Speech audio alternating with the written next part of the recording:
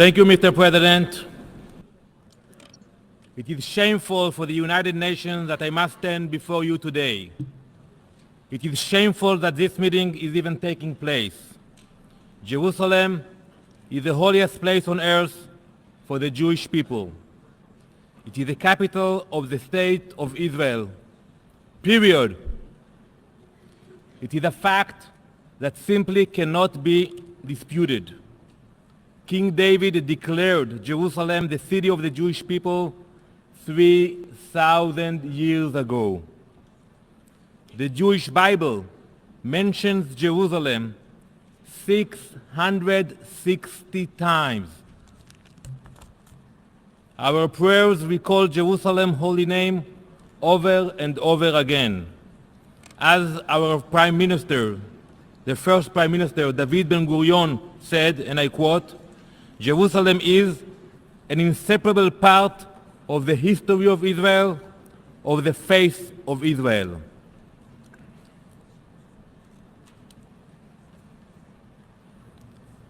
I am holding an original coin.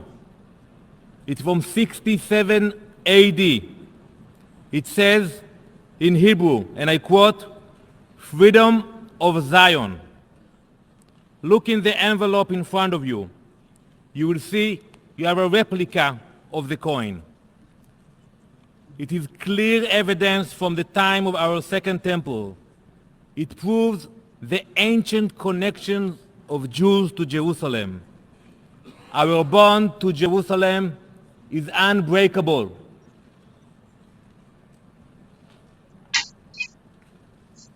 No UNESCO declaration, no empty speeches, no General Assembly resolution will ever drive us from Jerusalem. These are the facts this body does not want to hear. These are the facts this body wishes to ignore. So today, I will tell you about another unbreakable bond. The unbreakable bond of hypocrisy between the Palestinians and the United Nations.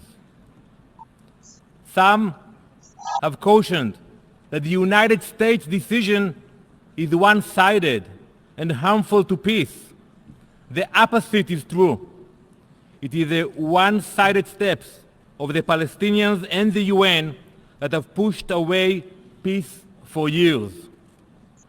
With every anti-Israel resolution, with every attack on my people, the UN has perfected its double standard. We are now sitting in an open session, an emergency session of the General Assembly. This session has been open since 1997.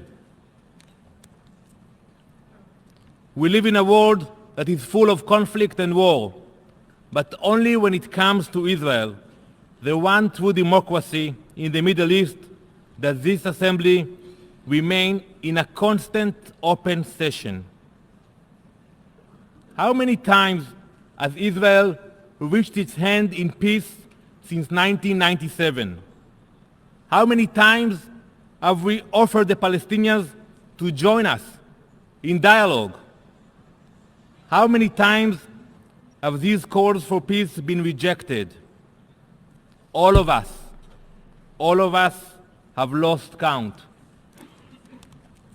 When Prime Minister Barak offered the Palestinians a state in 2000, we were met with suicide bombers on our buses and shootings in our streets.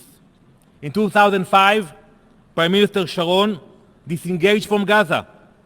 He removed every single Israeli home. You will not find any settlements, any occupation in Gaza anymore.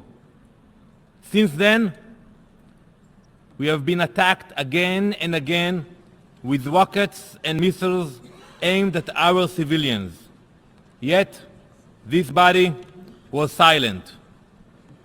The United States simply stated a fact. They officially declared what has always been true. Jerusalem has been and always will be the capital of the State of Israel.